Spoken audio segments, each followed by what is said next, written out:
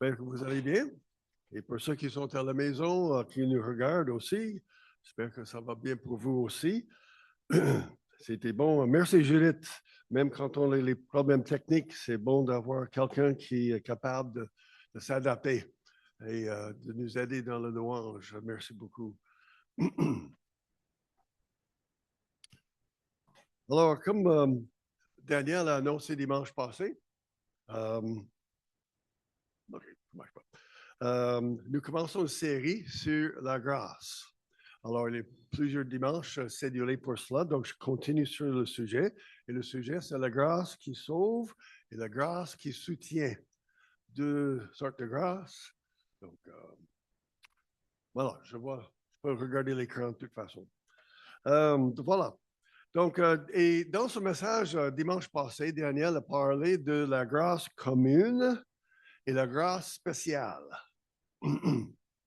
Et ce matin, comme vous voyez sur l'écran, le sujet, la grâce qui sauve et la grâce qui soutient. Alors, peut-être on pose la question, quoi? Il y a plusieurs grâces? Non, il y a juste un Dieu qui est bon et plein de grâce, mais c'est la grâce de Dieu qui est manifestée ou accordée à des gens dans divers contextes différents. Et donc, on va regarder cela un peu ce matin. Donc, un texte dans l'Ancien Testament que j'aime beaucoup, en Ésaïe, chapitre 30, le verset 18, nous lisons, « Et pourtant, l'Éternel attend le moment attend le moment de vous faire grâce. Il se lèvera pour vous manifester sa compassion, car l'Éternel est un Dieu juste, heureux tous ceux qui se confient en lui. » Oui, ça c'est notre Dieu. Il attend, il désire. C'est dans son caractère, sa nature, d'être bon et la compassion, l'amour envers sa création, envers les gens qu'il aime. Donc, toutes ces grâces viennent de ce Dieu-là. Soit la grâce commune, qui est, on peut dire, les bénédictions non méritées. Ça, c'est la grâce. C'est quelque chose de non mérité. La grâce commune, c'est les bénédictions non méritées que Dieu accorde à tout le monde. Croyants, incroyants, tout le monde bénéficie. Dieu fait pleuvoir sur les justes et les injustes. On bénéficie tous. La grâce spéciale, c'est les bénédictions non méritées que Dieu accorde à ceux qui croient en lui. La grâce qui sauve, la bénédiction non méritée que Dieu accorde aux pécheurs repentants. Et la grâce qui soutient, les bénédictions non méritées que Dieu accorde aux croyants pour leur permettre de vivre en tant que disciples de Jésus. On n'est pas seulement sauvé et Dieu dit bonjour, bonne chance, on se verra au ciel. Non, on va voir ce matin, il est là pour nous accompagner dans tout ce qui est nécessaire pour vivre la vie chrétienne. Donc, la grâce qui sauve, première partie ce matin, passer un peu de temps là-dedans, la grâce qui sauve, la bénédiction non méritée que Dieu accorde aux pécheurs repentants. Nous connaissons, plusieurs connaissent bien le verset en Éphésiens chapitre 2. Car c'est par la grâce que vous êtes sauvés, par le moyen de la foi, et ça ne vient pas de vous, mais un don de Dieu. On cite souvent ce verset-là. Mais j'aimerais qu'on lit ce verset dans le contexte, où on regarde ce texte. Donc, on commence au début du chapitre. Autrefois, vous étiez morts à cause de vos fautes et de vos péchés. Par ces actes, vous conformiez alors votre manière de vivre à celle de ce monde. Et vous suiviez le chef des puissances spirituelles mauvaises. Cet esprit qui agit maintenant dans les hommes rebelles à Dieu. Nous aussi, nous faisions autrefois tous partie de ces hommes. Nous vivions selon nos désirs d'hommes livrés à eux-mêmes. Et nous accomplissions tout ce que notre corps et notre esprit nous poussaient à faire. Aussi étions-nous par nature destinés à subir la colère de Dieu, comme le reste des hommes. Mais Dieu est riche en bonté. À cause du grand amour dont il nous a aimés, alors que nous étions spirituellement morts à cause de nos fautes. Il nous a fait revivre les uns et les autres avec le Christ. C'est par la grâce que vous êtes sauvés. Par notre union avec Jésus-Christ, Dieu nous a ressuscités ensemble et nous a fait siéger ensemble dans le monde céleste.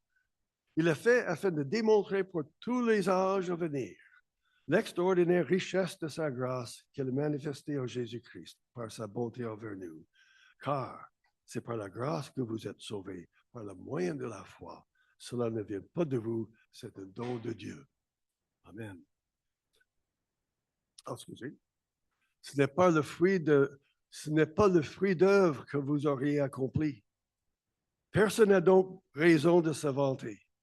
Ce que nous sommes, nous le devons à Dieu, car par notre union avec le Christ Jésus, Dieu nous a créés pour une vie riche d'œuvres bonnes qu'il a préparées à l'avance afin que nous les accomplissions. Oui, sauvés par la grâce. Mais la réalité, c'est que nous, comme il dit, nous faisions partie morts spirituellement, séparés de Dieu à cause de notre manière de vivre, en opposition au caractère de Dieu, ses valeurs, sa justice. Je reprends les 2 versets dans ce texte. Après avoir parlé de comment nous étions, comment le monde sans Dieu est, nous aurons à la fin du verset 4 ces paroles. Mais Dieu. 2 mots qui changent tout. Hein? Mais Dieu. Vous êtes comme ça, mais Dieu est venu dans la vie. Ces 2 mots-là révèlent tout, changent tout. C'est Dieu qui est riche en bonté. Toute la vie en Jésus-Christ, à cause de son grand amour dont il nous aimait. Nous qui étions morts avant, à cause de nos fautes, il nous a fait revivre les uns avec les autres. C'est par la grâce que vous êtes sauvés. Alors pourquoi la grâce? Pourquoi la grâce plutôt qu'être sauvé par nos propres efforts? Vous connaissez bien l'expression gagner son ciel? Tout le monde dit ça. Hein? Je gagne mon ciel. Il gagne son ciel. Ça veut dire qu'on fait preuve de grande patience, des grands efforts pour surmonter les problèmes et tout cela. On fait des recherches. Je n'ai pas vu le film, mais il y a un film il y a 2 ans qui est sorti, un film québécois avec ce titre. Gagner son ciel. Et ça raconte la vie d'un homme qui a vécu beaucoup de problèmes, tout cela, mais ça raconte comment lui a remonté la vie, il a réussi sa vie, il a gagné son ciel. On donnait ce titre à ce film-là.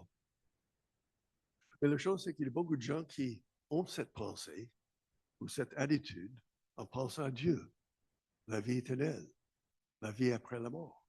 Il faut gagner son ciel. Il faut mériter le paradis. Mener une bonne vie.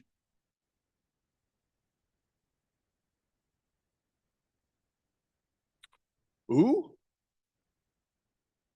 pourquoi pas le salut comme un grand concours céleste? Un grand concours, hein? Tout le monde dans le jeu. Les meilleurs gagnent le ciel. Et les perdants, mais tant pis pour eux, là. C'est leur faute. Ça serait plus juste, n'est-ce pas? Au moins pour ceux qui gagnent. Mais ce n'est pas un concours. Ce n'est pas par nos efforts pour gagner.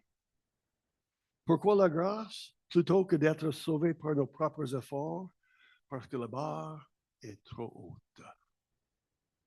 Personne ne peut vivre continuellement à la manière que Dieu attend qu'on vit.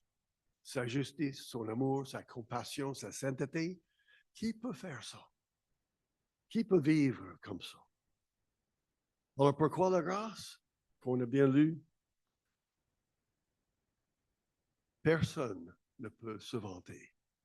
Quand on est là devant le Seigneur, on est là grâce à lui et non pas par nos propres efforts. Toute la gloire appartient à Dieu. Dans 2 semaines, je vais aborder cette question encore plus quand on aborde le sujet de l'assurance du salut. Et qu'est-ce que ça veut dire, l'assurance du salut? Mais c'est un sujet dans 2 semaines. Donc, on continue avec le sujet, la grâce qui soutient. La grâce qui soutient.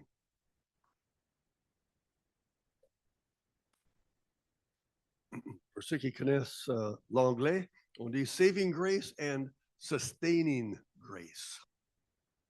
Ce sont les deux termes. Saving grace, sustaining grace. La grâce qui sauve, la grâce qui soutient, qui nous aide à continuer. Donc, les bénédictions non méritées que Dieu accorde aux croyants, pourquoi? Pour leur permettre de vivre comme disciples de Jésus dans leur vie quotidienne. Comme je dis, on parlait de la grâce commune, hein, ce verset que Jésus dit, « Votre Père céleste fait luire son soleil sur les méchants, aussi bien que sur les bons, la pluie à ceux qui sont justes comme aux injustes. » Donc la pluie, mauvais temps, on peut dire les problèmes, réalité de cette vie, tragédie, santé, économique, peu importe, nommez-le. Nous, les croyants, ne sommes pas à l'abri de ça. On vit le même monde, la même vie que tout le monde. Même conflit. Et la grâce qui soutient ne veut pas dire qu'on est à l'abri de tout cela. On ne vit pas dans une boule. Mais il y a une grande différence. On vit avec la présence du Seigneur. Ça, c'est la différence. Alors, c'est quoi la grâce qui soutient? Alors, moi, je l'ai divisé en 4 sujets, ou 4 bénédictions que nous avons grâce au Seigneur. Et peut-être on peut en élaborer, on peut en donner d'autres, mais en voici 4 pour ce matin. La première bénédiction, c'est le Saint-Esprit lui-même. Ça, c'est une grâce. Actes chapitre 1, le verset 8. Jésus dit, juste avant de monter au ciel, le Saint-Esprit descendra sur vous, vous recevrez sa puissance et vous serez mes témoins à Jérusalem, dans toute la Judée et la Samarie, jusqu'au bout du monde. C'est la promesse du Saint-Esprit que Dieu a promis à ses disciples, à ceux qui le connaissent, ceux qui le reconnaissent comme sauveur. Et le ministère du Saint-Esprit dans la vie du croyant, c'est tout un ministère. Et je pense que souvent on néglige d'en parler. Mais c'est grâce à la présence du Saint-Esprit dans nos vies que nous avons la présence de Christ. Et on peut vivre à la manière de Jésus-Christ, comme disciple de Jésus, si on le veut. Donc, on parle de son ministère de diriger, enseigner, consoler, instruire, les dons, capacités au ministère dont la Bible parle. Tout cela, c'est grâce au Saint-Esprit. L'assurance du salut, sa présence, ses prières. La Bible dit même que le Saint-Esprit prie des fois pour nous. Parce qu'on ne sait pas comment prier. Le fruit de l'Esprit. L'amour, la joie, la patience, la tempérance, et tout ça, là, c'est la présence du Saint-Esprit. Toute une bénédiction, une grâce qui soutient le Saint-Esprit. Donc, quand les réalités de ce monde nous frappent, et des fois ça frappe dur, on n'est pas tout seul. Le croyant en Jésus n'est pas tout seul. Et nous pouvons, grâce à la présence du Saint-Esprit dans nos vies, nous pouvons passer à travers ces épreuves, pas juste passer à peine, mais nous pouvons même passer avec la paix et la joie du Seigneur. Ça, c'est toute une bénédiction. Toute une bénédiction. Deuxième, la parole de Dieu. Donc, il y a beaucoup de textes qui parlent de cela. Et comment la parole de Dieu, on a abordé ça dans la série sur la Bible, comment la parole de Dieu est une boussole et l'importance de la parole et plusieurs messages là-dessus. Mais il y a un texte dans 2 Pierre chapitre 1 et c'est les versets 3 à 10. Et on va regarder ça verset par verset qui mettent en détail combien la parole de Dieu et comment on peut utiliser la parole de Dieu comme une bénédiction pour vivre à la manière de Jésus-Christ. Donc, le premier verset, le verset 3, par sa puissance, en effet, Dieu nous a donné, qu'est-ce qu'il a donné? Tout ce qu'il faut pour vivre dans l'attachement au Seigneur en nous faisant connaître celui qui nous a appelés par la manifestation de sa gloire et l'intervention de sa force. Qu'est-ce que Dieu donne?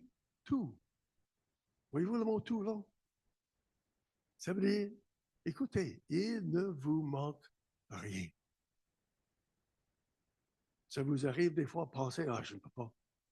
Il va falloir tout lâcher, abandonner, c'est trop dur.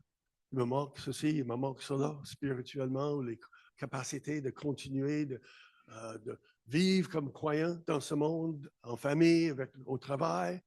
Dieu nous donne tout. Il ne nous manque rien. C'est Dieu qui l'a dit. Qui veut dire que nous avons tous à notre disponibilité pour vivre à la manière de Jésus. Wow, ça c'est quelque chose. Ça c'est quelque chose. Dans le verset 4, ainsi nous bénéficions des dons infiniment précieux que Dieu donne avait promis. Il a voulu par ces dons vous rendre conformes à ce que Dieu est, vous qui avez fui la corruption que les mauvais désirs font régner dans ce monde. Encore, les bénédictions de Dieu, la grâce qui soutient, la grâce de Dieu, tout ce qu'il nous donne, c'est dans quel but? Rendre conforme à ce que Dieu est. Wow! Conforme à lui. Vivre comme un disciple de Jésus, grâce à lui. Verset 5, il dit, pour cette raison même, faites tous vos efforts pour ajouter à votre foi la force de caractère, à la force de caractère, la connaissance. Donc, c'est important de souligner, faites tous vos efforts. La grâce qui soutient, la grâce de Dieu, ce n'est pas quelque chose que, ah, mais je suis sauvé, mais non, Seigneur, donne-moi tout ce qu'il faut, j'attends que ça tombe du ciel pour que je puisse être fidèle, avoir une meilleure vie, résister. Non, j'ai aussi, comme croyant, responsabilité de prendre ce que Dieu donne et le mettre en pratique, l'accepter, l'obéir, le suivre. Donc, responsabilité de ma part. Je ne gagne pas mon ciel. Ce n'est pas gagner son ciel, là. On l'a déjà. La grâce qui sauve. On parle après comment vivre comme croyant. Donc, ce qu'on va voir, la liste, il y a plusieurs qui s'en viennent, ça nous rappelle du fruit de l'esprit. Vous allez voir ça si vous connaissez ça. Vous allez voir la ressemblance. Donc, votre foi. Ajoutez à votre foi. Mais vous dites, j'ai la foi. Mais on peut toujours faire grandir notre foi, n'est-ce pas? Avoir une foi qui est plus grande, plus solide, développer. La force de caractère, c'est la vie honnête, qualité morale, la bonne conduite, l'action, parole. Ajoutez à cela la connaissance. Et la connaissance de quoi? De qui? La connaissance de Dieu. La connaissance de Jésus-Christ. Sa parole, sa vie, son caractère. Et Jésus dit ça, n'est-ce pas? Mais moi, c'est une étude que vous pouvez faire. Je fais ça de temps en temps. Regardez, je n'ai pas fait une étude précise, mais le mot connaître dans la parole de Dieu, surtout dans le Nouveau Testament, le mot connaître, combien de fois, et c'est beaucoup, hein, en tant que croyants, nous sommes appelés à connaître Dieu, grandir dans notre connaissance de Dieu. Et Jésus dit, or la vie éternelle, c'est qu'ils te connaissent, toi le seul vrai Dieu, et celui que t'a envoyé, Jésus-Christ. Donc, connaître, c'est un élément important et central. Le verset 6, ajouter à la connaissance la maîtrise de soi. La maîtrise de soi. Tempérance. Être capable de rester calme. Discernement, la maîtrise de soi. L'endurance dans la paix, dans les épreuves. L'endurance dans les épreuves. Patience, persévérance. Et à l'endurance, l'attachement à Dieu et rester fidèle. On parle de piété, fidélité à Dieu. Le verset 7, cet attachement, l'affection fraternelle et l'amour. L'affection fraternelle, c'est l'amour, l'amitié les uns pour les autres. Et l'amour agapé. Cet amour prêt à pardonner, accepter, les uns les autres. Donc, le verset 8, il revient à ce sujet. Si vous possédez ces qualités, est-ce que vous possédez ces qualités? Mais oui, Dieu a tout donné. Dans ce sens, la réponse est oui. Dieu a déjà donné ces qualités. Et si elles grandissent, voilà la clé, sans cesse en vous, elles vous rendront actifs et vous permettront de connaître toujours mieux, encore le mot connaître, notre Seigneur Jésus-Christ. Et si on continue le verset 9,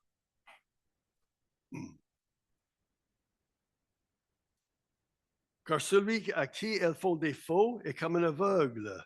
Il ne voit pas clair. Il a oublié qu'il a été purifié de ses péchés autrefois.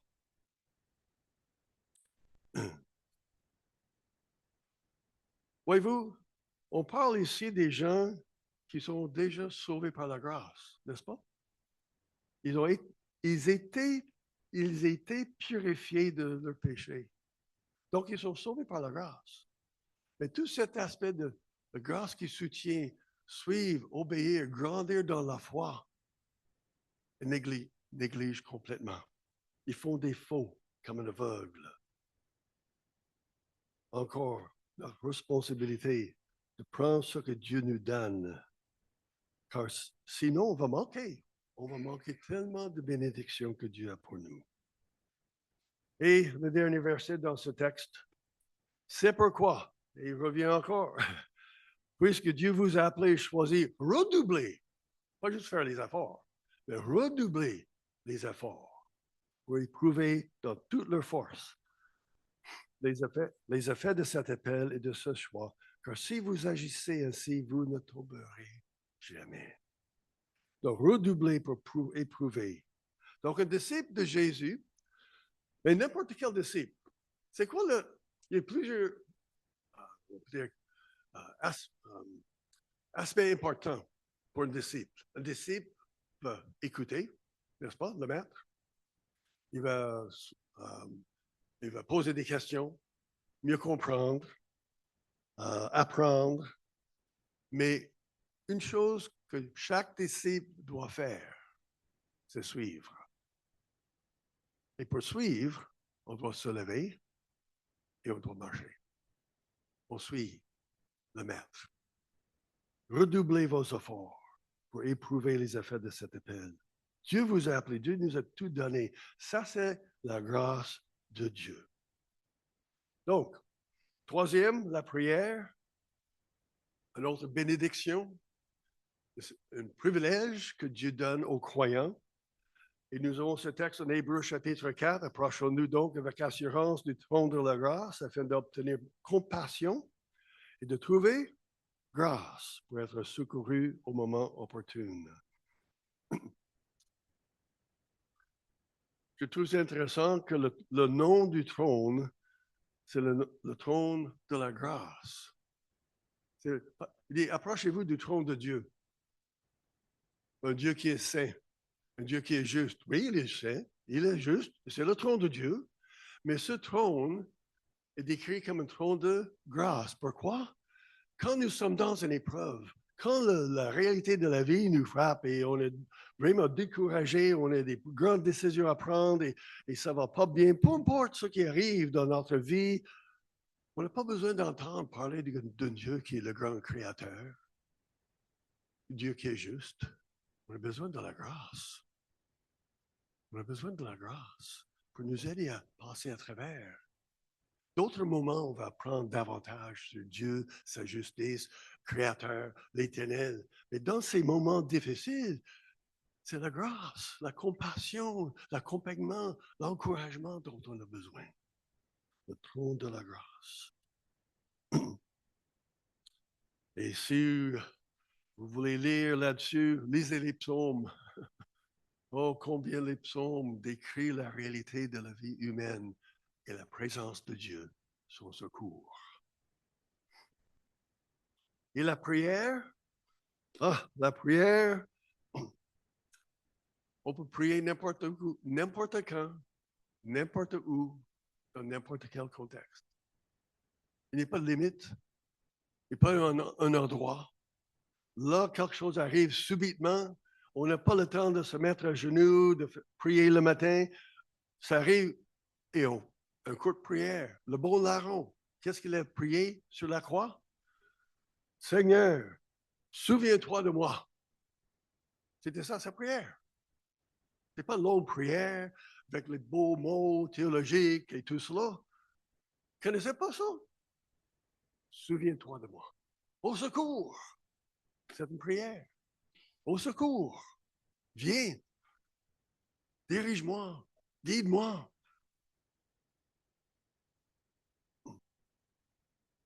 Philippiens 4. Ne vous inquiétez de rien, mais en toute chose, faites connaître vos besoins à Dieu par des prières, des supplications, dans une attitude de reconnaissance.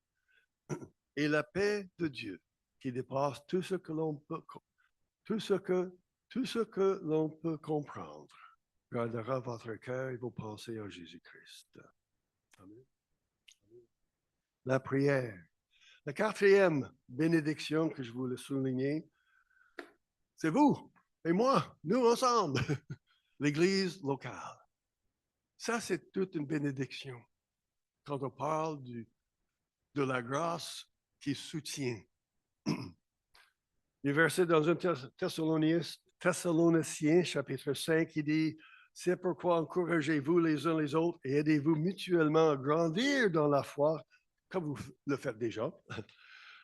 Alors, ce texte, c'est un des mots, et je vous en ai déjà parlé d'une étude que j'ai faite, vous pouvez le faire aussi, mais la phrase « les uns les autres » dans la Bible.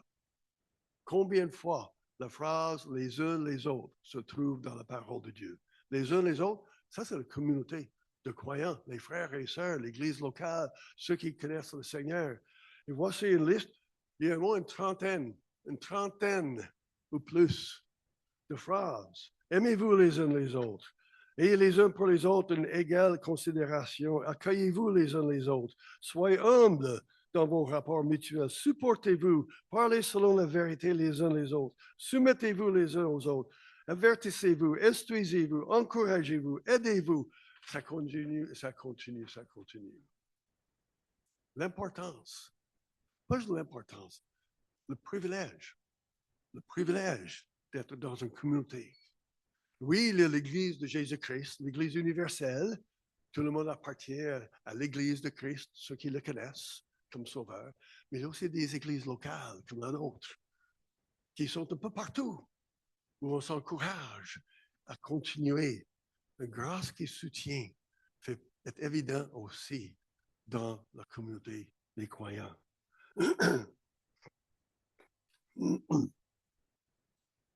Parce que dans une église locale, un contexte local, nous continuons ensemble, pas individuellement, mais ensemble dans notre pèlerinage comme disciples de Jésus-Christ. Vous êtes une bénédiction pour moi dans ma marche spirituelle. Et nous devons tous être une bénédiction les uns pour les autres. Mais moi, quand je vous vois, moi je suis pasteur, mais j'ai besoin des frères et des sœurs dans ma marche chrétienne. Nous avons tous besoin les uns des autres. Donc l'Église de Jésus-Christ, l'Église locale, une grande, grande bénédiction non méritée que Dieu donne par la grâce.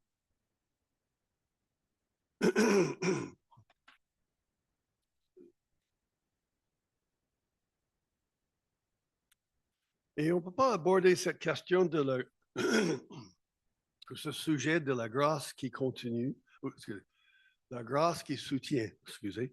On ne peut pas aborder ce sujet, la grâce qui soutient, sans parler de l'histoire de l'apôtre Paul. Un texte qui est très bien connu. Dans 2 Corinthiens chapitre 12. Au sujet de cette épreuve, j'ai prié par 3 fois le Seigneur de l'éloigner de moi, mais il m'a répondu, ma grâce te suffit. C'est dans la faiblesse que ma puissance se manifeste pleinement. C'est pourquoi je me vanterai plutôt de mes faiblesses afin que la puissance de Christ repose sur moi. Je trouve ainsi ma joie, ma joie dans la faiblesse, les insultes, la détresse, les persécutions, les angoisses, que j'endure pour Christ. Car c'est lorsque je suis faible que je suis réellement fort.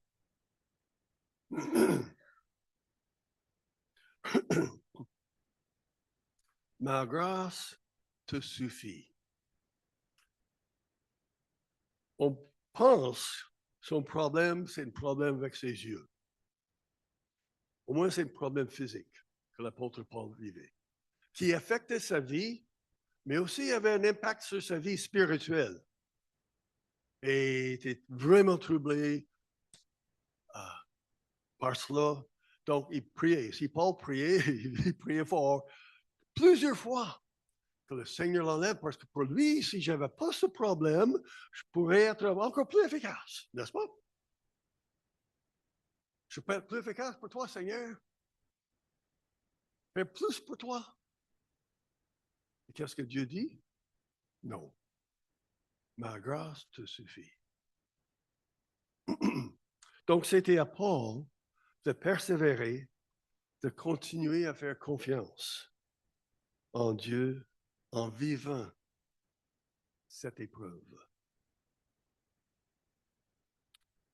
Et vous, moi, quel est notre témoignage? Quelles sont les épreuves, difficultés que nous vivons présentement ou qu'on va vivre dans les prochains jours ou semaines? Comme je dis, nous vivons la même vie que monsieur, madame, tout le monde. Quand nous étions pasteurs dans le ministère pastoral à Sénégal-des-Monts, dans les Laurentides, une église de l'Alliance à Saint-Donat, qui est 30 minutes plus loin. Donc, on se connaissait très bien, les gens dans l'église, et j'ai prêché des fois là. Donc, une famille, Hélène et Serge, qu'on connaît. On garde un peu de contact avec les gens là-bas. Lundi matin, ce lundi passé, leur fils, 37, 38 ans, il se lève le matin, bonne santé, d'habitude, mal au pied, jambe. Ça fait mal, sa jambe. Au courant de la journée, encore plus mal, tellement sévère qu'il se rend à l'hôpital à Saint-Jérôme où il demeurait. Et dans la soirée, ils perdent connaissance. Ils ont tout fait pour garder sa vie. Ils l'ont perdu. Il est mort en soirée. Et c'était une caillou de sang qui est montée et finalement, il est mort. Lundi matin, ça allait très, très bien. Et Hélène dit, elle se levait le matin, lundi, elle venait prendre sa retraite. Et pour elle, elle dit, la vie est belle, le Seigneur est bon. Comment? Continue une autre semaine. Les enfants vont bien.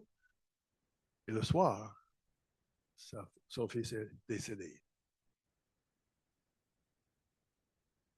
Qu'est-ce qu'on fait dans ces cas-là? Et sa sœur qu'on connaît très bien, Claudette, parle avec Judith. Et comme tout le monde, on pose la question, Seigneur, pourquoi? Pourquoi? Pourquoi ça nous arrive? Où es-tu? Un homme qui aimait le Seigneur, qui suivait fidèlement le Seigneur. On n'a pas de réponse. Mais tout ce qu'on peut faire, c'est continuer. Comme quelqu'un dit, la foi, c'est pas la foi d'éviter tout. C'est la foi d'être capable de garder nos yeux fixés sur Christ pendant. Et les larmes, la tristesse, la peine, frustration, même colère, des fois, sont des sentiments normaux. Parce que nous sommes des êtres humains normaux. Ma grâce te suffit. Qui résume vraiment tout ce sujet, la grâce qui soutient. Et on a toutes ces bénédictions, ces privilèges, le Saint-Esprit, la parole de Dieu, la prière, la communauté des frères et sœurs. pour nous accompagner, nous aider, nous donner de quoi nécessaire pour continuer parce que Dieu nous donne tout ce qui est nécessaire. Tout. Il ne manque rien de tout. Donc, étant sauvés par la grâce, nous continuons de bénéficier de la grâce de Dieu dans nos vies quotidiennes. Car c'est seulement par la grâce de Dieu que nous puissions vivre nos vies en tant que disciples de Jésus-Christ. Et vous connaissez bien le chant, ce vieux chant. Hein? Grâce infinie. Pas la grâce infinie qu'on a chanté, ça c'est une nouvelle version, c'est un très beau chant. Ici, c'est l'ancien chant. Et on ne va pas le chanter, mais juste pour vous citer, le premier strophe, c'est la grâce qui suit, la grâce qui sauve. Grâce infinie de notre Dieu qui un jour m'a sauvé, j'allais errant de lieu en lieu quand il m'a retrouvé. Ça, c'est la grâce qui sauve, n'est-ce pas? Le deuxième strophe, c'est la grâce qui soutient. Dans mes épreuves et mes labeurs, suffisante est sa grâce. Je peux compter sur sa faveur à chaque heure qui passe. Grâce infinie. Termine avec un texte dans la parole de Dieu, encore un texte qui est connu, assez bien connu par les gens. Sinon, je vous encourage de le trouver et le lire. Romains chapitre 8, l'apôtre Paul dit, que dire de plus? Si Dieu pour nous, qui se lèvera contre nous?